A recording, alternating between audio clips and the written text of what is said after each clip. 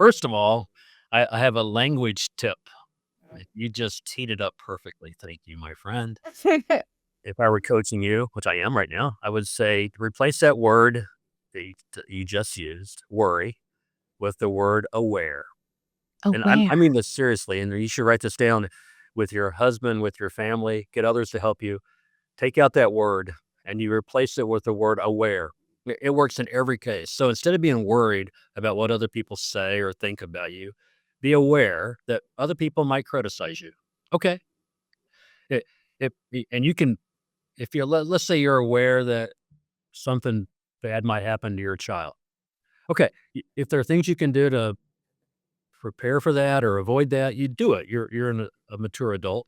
But to worry is like a superstition that your thoughts affect the future. They don't.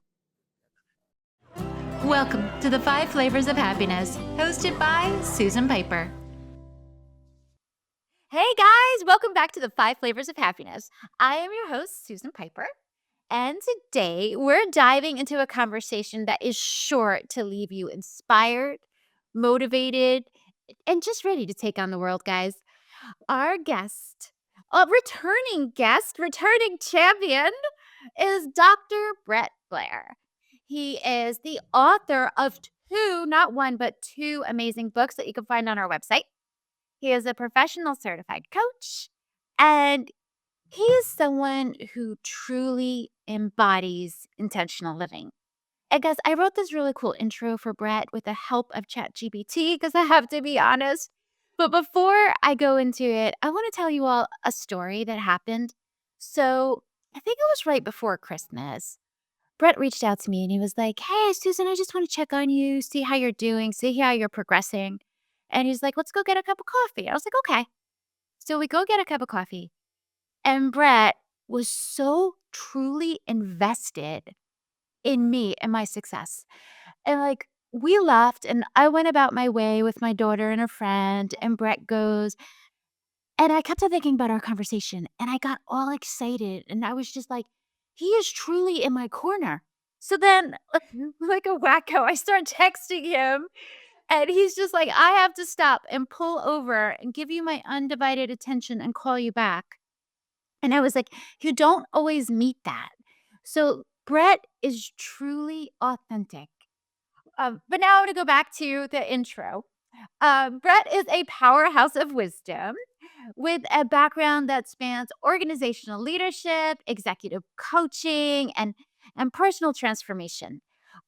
Through his work as a coach and thought leadership, Brett has guided countless individuals to discover their purpose, unlock their potential, and truly live life to their fullest. But what sets Brett apart isn't just all these accolades, it's his authenticity, guys. This is Brett. Brett is not putting on an act. This is who he is. His commitment to helping people navigate life's transitions with clarity and confidence, achieving personal success, cultivating to personal fulfillment. Brett has a unique way of connecting the dots and inspiring people. So, whether you're looking to level up in your career, build stronger relationships, or simply live life with more joy, this episode is for you. So, guys, grab a cup of coffee, cup of tea, whatever you need, and get ready for an uplifting and thought provoking conversation with one of my favorite people, Dr. Brett Blair. Oh, you're too much. Thank Uh, you so much. Good to see you, Susan. Good to see you too. Well, Brett, I want to start at the very beginning. Okay. Tell us about your transition into coaching and what inspired you to do this. Okay. Yeah. My transition into coaching came from being coached. So in my mid 40s, I made a big life change, went from a 25-year career in the wrong career to a new line of work. And that shift happened because of advice from a mentor who became my coach. And so I can't imagine where my life would be today had that coaching not happened, but 15, 20 years ago. And then the ongoing work I did with my coach retooled my life, and, I became so thankful for that transition that I I became a coach because it changed my life forever. So that's the origin story of it, um, and I'm really glad I did it because I get to help people every day now doing the right work, not the wrong work. So let me ask you, because it's always interesting to see where other people are in their journey. And what are the biggest obstacles people are facing right now?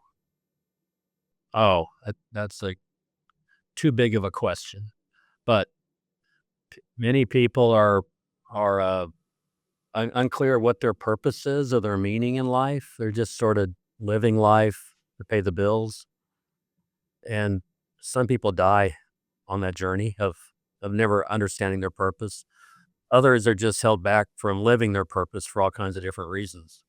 So I don't have a concise answer to that, but a lot of people are on autopilot. You mentioned one of my books, so it's From Autopilot to Authentic. I spent first half of my adult life on autopilot with a great career, making good money, raising a good family, but inside I was doing nothing meaningful.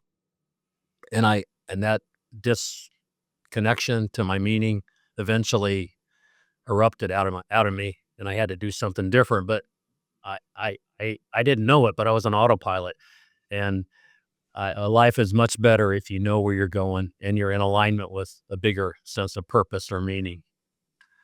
Well, let me ask you about autopilot. If you didn't know you were in it, how do we know when we're in autopilot mode? I just know from my experience, you feel like your life is you're on a hamster wheel.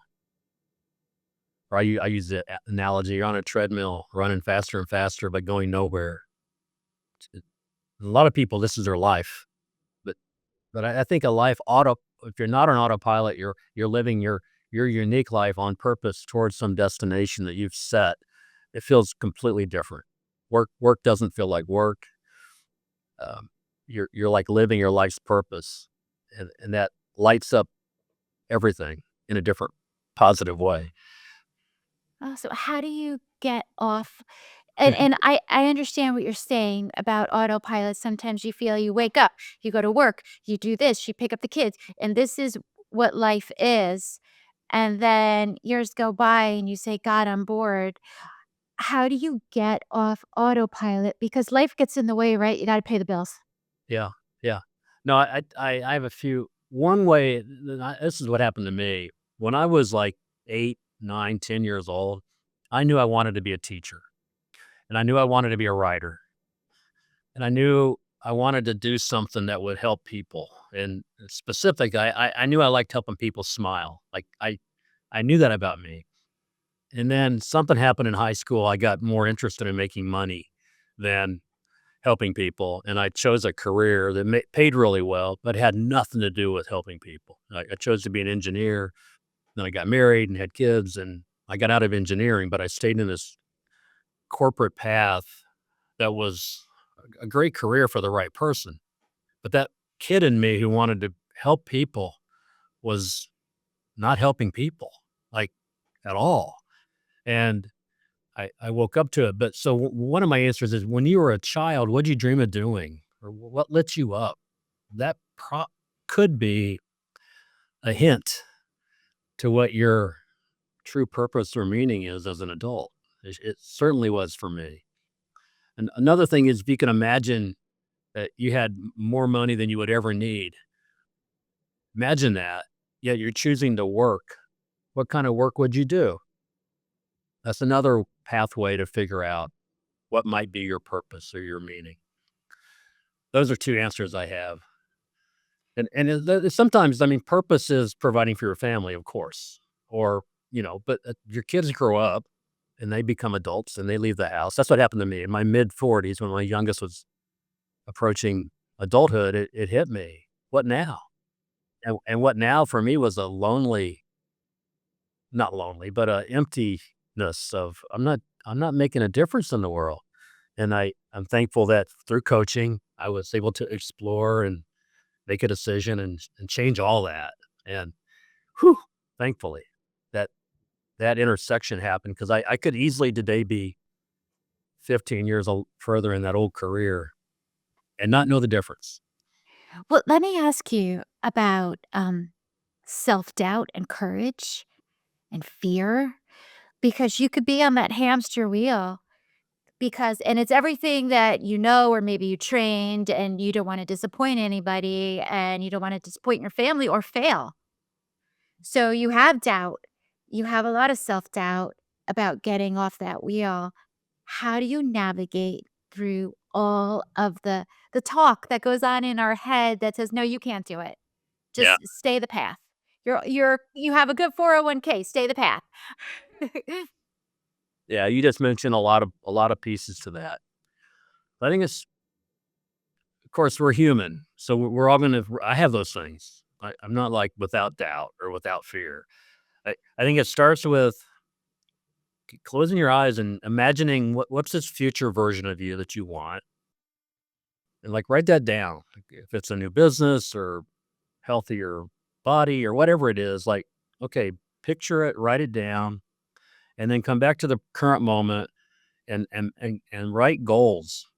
I'm a huge believer in goal setting, but set goals around those things, and then get on the path of small incremental changes towards that future version of you.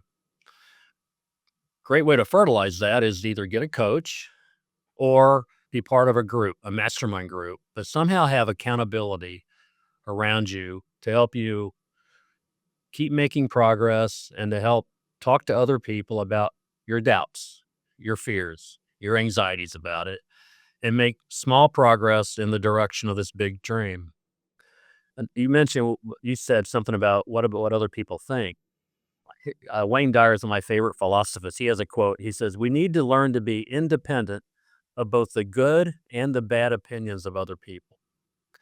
I love that. If you peel that apart, that means don't do the thing for the applause, for feeling cool, and you know that's not your motivation. And also, don't not do the thing because you might be criticized for it.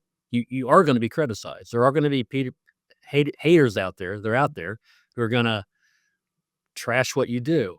Be okay with that. And I'm trying to get better at doing what I know is my authentic thing, not for the applause, and not to be afraid of criticism and be independent of the opinions of other people.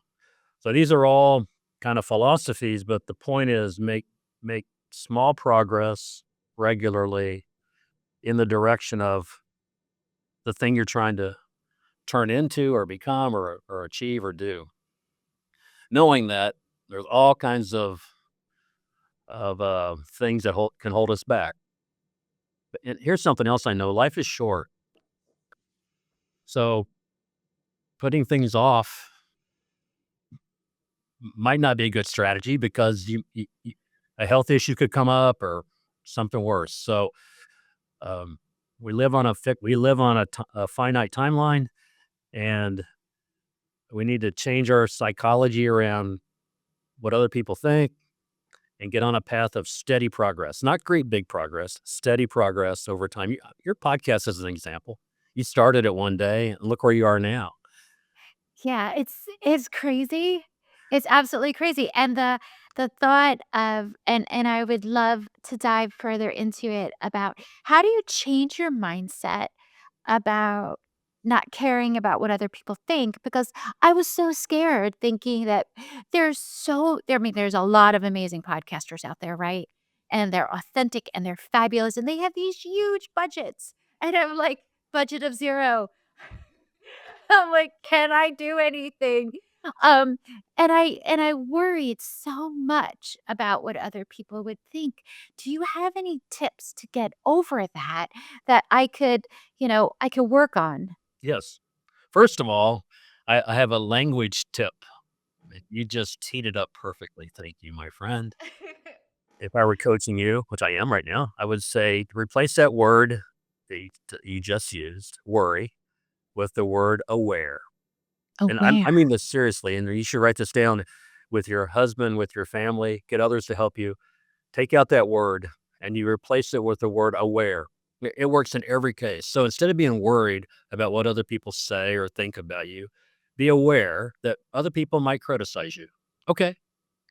It, and you can, if you're, let's say you're aware that something bad might happen to your child. Okay. If there are things you can do to prepare for that or avoid that, you do it. You're a mature adult. But to worry is like a superstition that your thoughts affect the future. They don't. Yeah, and it takes the weight off of that emotion when you're just aware. All right. So that's my advice. Number one is replace the word worry with aware. All your listeners, they should do that. Their lives will be so much better because my mother, who was a strong Christian, was a strong warrior, which I used to joke with her about that. The Bible's full of don't worry. Okay, pray if that's what you do, but don't worry. Worry's worthless. Um, okay, now you're aware that other people might criticize you. Train yourself to just be okay with that. And and like in your podcast world, of course there's competitors. We live in an abundant universe, and there's some people out there like me who are uniquely attracted to your personality, right? That's awesome. I Keep know. I remember when I wrote my first book and I was writing it, and I got really anxious about the fact that everything I was writing came from somewhere else. Like I read it somewhere or my coach told me. I thought, I'm a fraud. I don't have any original thoughts. And I shared this with a friend. He goes, dude, there are no original thoughts. Like everything's in the Bible or like don't worry about that. What's original is your personality sharing somebody thoughts that are 10,000 years old or whatever. You know what I mean? Like that completely took the burden off of me of having to have brand new original thinking. And same with your podcast is going to attract the people because of you. Eh, I don't have a quick answer. It's like a mantra. I say this: be independent of the opinions of other people. And when you write a book, you got people that hate your book, literally hate it. When you're put on a podcast, I'm sure maybe you've had bad comments. I've had bad comments. I did. I had one from your friend. Oh, and no, not from your friend, about your friend. I'm sorry. And I thought he was like the one of the most intelligent people. And someone said, "This is ridiculous." And I just thought, wow, okay. But you know what? You took the time to write a comment, so it helped in the algorithm. So thank you. Yeah. No, there are haters out there. Here's another thing I've learned. When there's a hater, or if you're driving your car and somebody has road rage and they flip you off, instead of getting angry about it, you say to yourself, "Isn't that fascinating?" Hmm. So when you get a hater on your podcast, just say, "Isn't that fascinating?" Isn't that fascinating? And I'm aware of the haters. Yeah, and I'm if not worried about them. I'm just aware that they're there. here's a way to flip it. If you haven't received any hate, you haven't tried hard enough. Yeah, That's interesting. yeah, yeah. Like you're playing too small if you haven't spoken loud enough to have the haters show up. Oh, that's a really interesting way to flip the script on that. Oh, I love that. And I learned this in sales training because I grew up in a family that hated salespeople, like with four-letter word hate, the other four-letter word. And then in my mid-40s, I became a salesperson. I did everything I could to avoid selling because the tape in my head was hate sales. And thankfully I figured that out. Where am I going? Oh, so I've learned now as an adult, I mean, a 63-year-old adult, to c- to collect no's, like to what's the word? Be happy with every no is a good thing because every no is on the way to eventually a yes. You completely flip the script of being afraid of rejection to actually using the number of rejections as a motivator. Like, yeah, good. So right now I have an email list. It used to really bother me when people unsubscribe. Now I like them. It means I'm getting out there. You know what I mean? Like, I don't literally like them, but it doesn't hold me back as much anymore. I'm like, "Okay, they unsubscribed. Cool. Let's keep going." That's awesome. Um, I wanna talk to you about intentional living Okay. because you talk about that a lot, and sometimes I feel like in the world, especially in corporate, there's buzzwords, and no one ever wants to say, "Oh, I don't know what that means." Because you don't wanna feel stupid, and you just go, "Oh, yes, I get it." Um, so what do you mean by intentional living? Yeah, good question. What I mean, I was taught this by Tom Hill, my coach. Do you know what's important to you? You're nodding your head. It's like I said, Yes. could you identify the top 6 things that are important to you? I think so. And then, okay, so you write those down. I can tell you mine, but you write them down, or maybe 7 things or 8 things or 10 things, whatever, the top number of things that are important to you. Okay, how are you doing on those things? Are you perfect in all those things? But you rate yourself on a 1 to 10 on those things. Then draw a picture. I like to use a wheel with spokes, and you label each of the spokes, those things that are important to you. And on a 1 to 10, rate yourself, how you're doing, and then connect the dots. And with the idea that you want to be relatively balanced, like you clearly work is a priority for you. Clearly your health is a priority. Clearly your family's a priority. There's some other thing. And philosophy I've learned is you want to be relatively balanced in all the things that are important to you. And here's the key and keep growing in those areas for the rest of your life. Now, most people stop growing uh, when they become whatever age in their life, and they just shift into another kind of autopilot, retirement autopilot or old age autopilot. So answer to what is intentional living is know what your priorities are and then commit to growing in those and pursue relative growth. So like don't hyper focus on your career and lose your family or hyper focus on making money and lose your health or hyper focus on something and lose your connection to God. Grow in all the whatever's important to you, grow in those ways until you die is intentional living. And I do this, I coach this, and I've seen it happen over and over and over. When people figure this out and they get aligned on that, their careers take off, their relationships get better. Like you can do all these things. It's not like you have to trade them.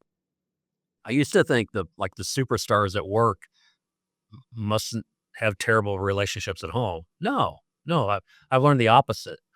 I think as you become holistically more healthy, you're better in every dimension.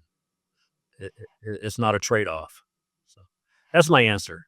I love that. I love that I could actually sit there and do this exercise. And I totally agree with you because ever since I've been doing this little show, I've been so much happier at work because I feel because now my daughter's 14, so she doesn't need me quite as much. And I felt like I had this big void in my life. And now I feel like my life is more balanced. And I find myself like, instead of being so invested in outcomes at work, I'm like, yeah, I want to do a good job. I want everything to work well. But if it doesn't and I have to change this or that, I'm much more flexible and agile. And I hope it makes me a better worker. And I totally agree about the growth thing too. And I want to ask you, If I can jump in real quick, oh my God, of course. I can almost guarantee you're more productive at work today because you're happier and you're holistically showing up, like, the energy in you is amped up. My prediction is your performance is probably higher even though you're doing more things outside of work. That's just my guess. That's so good, and I'm learning more. Yeah, and you're probably in other ways doing more for your employer and connecting people, and like there's a flywheel happening because you're showing up in a more powerful state because you're holistically living your life with intention, on purpose, all that. And with more confidence. Confidence. 'Cause Yeah. now I'm just like, "Yeah, Yep. okay. I can do it. I know what an SEO word is. Well, I'm not faking it anymore." there's another thing. I know you're gonna ask me a question, but I wanna share this. So, there and I'm learning this as we go. You know the difference between a fixed mindset and a growth mindset, correct? I would I think I Uh, think. so a fixed mindset is the belief that you're born with your intelligence, and that's just how it is, and you live your life with that fixed amount of capability. If you're born a genius, lucky you, go have a great life. If you're born not quite a genius, you'll struggle, blah, blah, blah. A growth mindset is the belief that you can figure anything out, that your brain can continue to rewire itself and you can continue to learn and continue to grow. And it's the opposite of being fixed with capability, that you can learn and go and grow. A growth mindset, you and I both have this. If we don't know how to do something, we go to Chat GPT and figure it out. And I'm learning this exponentially fast right now at my age that I can figure things out. And it's so cool. Well, that is a part of living a big, beautiful, full life is believing that even if you don't know how to do something, you can go figure it out, and you will figure it out. Ask somebody, Google it, or chat it, or whatever I mean. But this notion that the world's this big, abundant, beautiful place that you can go figure things out until you die is another path, another part of this philosophy of living flourishing life. And you're not stuck with whatever you were born with mindset wise. Awesome. So I wanna ask you another question, and maybe this is more veering into the spiritual, so is that okay? Mhm. I'm Okay. very by the way, my number one priority, my sixth priority is spiritual. Oh, wow. If Okay. the older I get, the more I'm leaning in that direction. I 100% know that when I physically die, I spiritually go on, and we're connected in this mysterious way as you and I are connected in the whole world. And I'm curious about that. And I want to learn more about that and lean into that. And to me, that's my highest priority. So let's do it. Awesome, because I agree with you. I feel like everyone is connected. So what happens to you affects me, and when we say, "Oh, it doesn't matter. It's happening to that person over there." Oh, it does matter because that's going to affect you because that's just another extension of you. Absolutely. Um, Well, but I want to ask you because I've been seeing this a lot lately, and I don't know, maybe it's just because I'm way too addicted to social media, but which could be true. But I'm on LinkedIn a lot, and I've been seeing all of these awesome tutorial videos because, guys, I do art and design for a living. So for me, it's really, really fun to learn new things. And I kind of felt like I had stopped growing as an artist. And now all of a sudden, this guy keeps popping into my feed, and then these other people do about like learning. And it's great because it's only like 1 minute, and that's all I can handle. Teach me in a minute, and then I'll play with it. And I've been learning all of these new things. And then I thought to myself, I said, is this God or the universe, or is this energy that is saying, Susan, get ready because something next is coming for you. And I am teaching you or giving you all of this wisdom so you're prepared. What do you think about when things, synchronicities, yeah. when they happen? You just hit the word that was in my head, synchronicity. I got, LinkedIn, all these social media tools have an algorithm that could be an engineered effort to get stuff in front of you. Put that aside. I'm 1,000% um, addicted to synchronicity.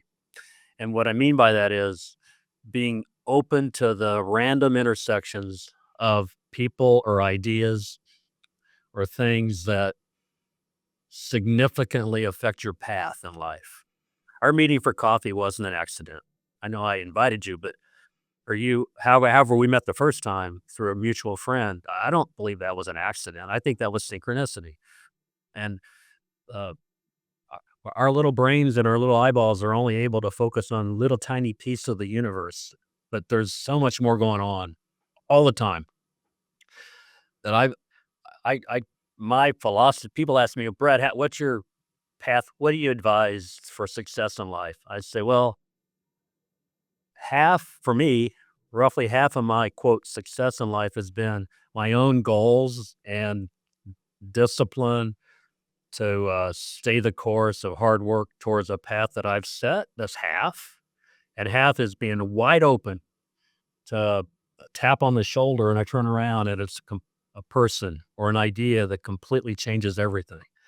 And being open at the same time you're focused is the way I suggest to be. So to your point about is it God or is it what is it? I don't know what it is, but it's there.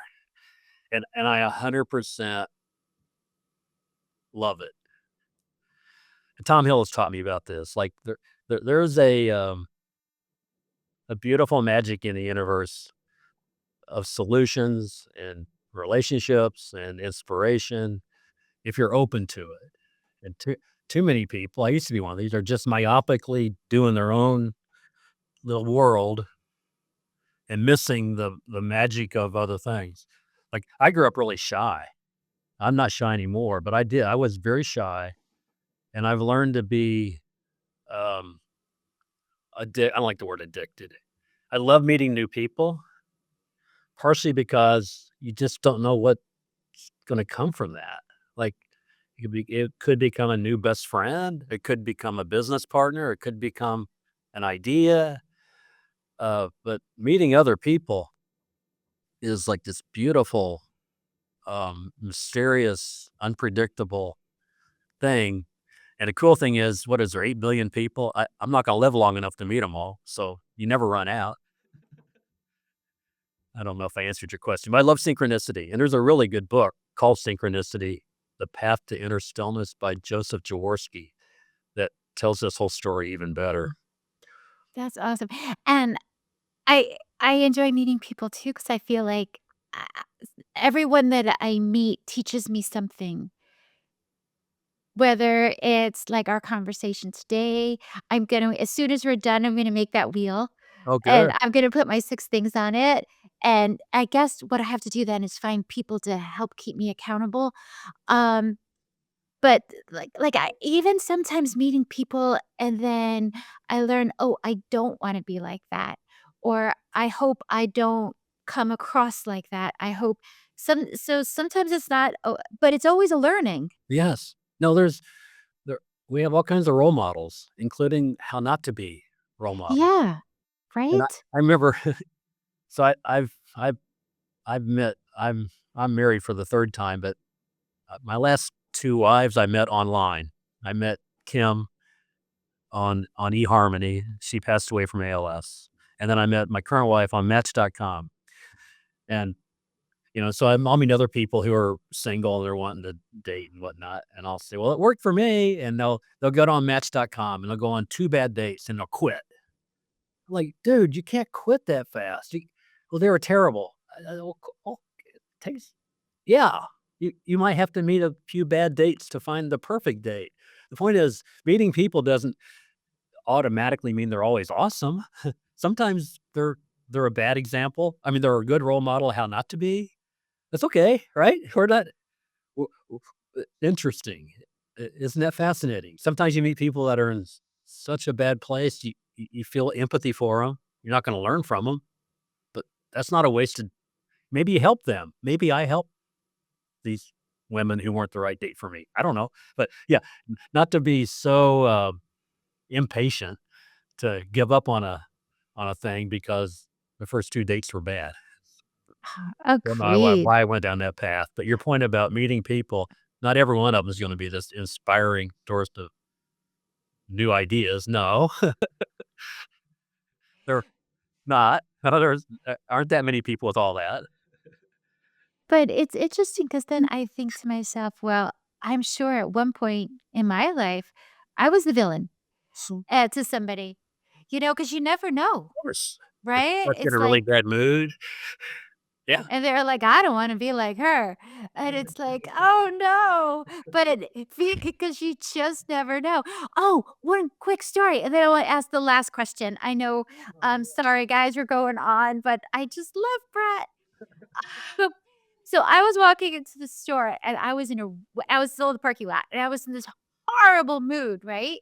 It was just, like, emanating off me. I don't know what it was, and some random guy just goes up to me and goes, "Hey, good morning, how are you?" And that was it. It changed everything about me, and I was like, "I'm good, how are you?" And then I went into the store and I would smile. I was, smiling at people, "Hey, how are you?" And I felt like that one tiny bit of good nature from this stranger just changed the trajectory of my day. I love that. Isn't that interesting, No, though? that is so good. That is the ripple effect of that gives me goosebumps. I have some advice for you. You ready? Yes. It and I do this. Instead of saying, "How are you?" say, "How are you today?" That it's a really good tiny word shift to make it a real question and probably maybe get a real answer. And it's different. "How are you today?" People are gonna like, "Having a good day," because "How are you?" is almost the same as "hello." Yeah, yeah. So, but the ripple effect, he changed your day, and then you He probably did. changed some other people's days just with a smile and a "How are you?" question.